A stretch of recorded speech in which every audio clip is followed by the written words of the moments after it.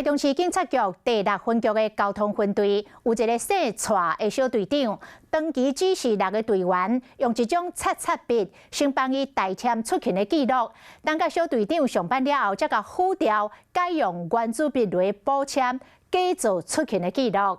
目前小队长甲6个队员拢逢处分调职，等待调查。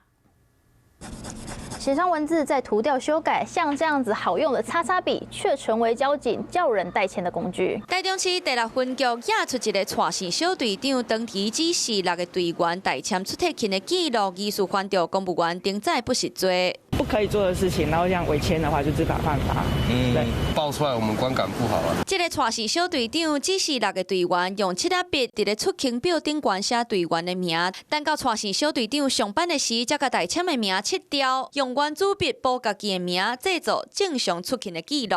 警局的督察室深入追查了后，透过冷冻找到七仔笔的分页，确认代签的事实。蔡员违反勤务纪律部分，已将其记过2次，并改调行政警察职务及调整服务地区，并协助预留出入库空格至6名员警，分别可以申诫处分，并改调行政警察。包括蔡姓小队长甲6个队员，专属分调7个分局，改调行政警察的职务，等待司法调查。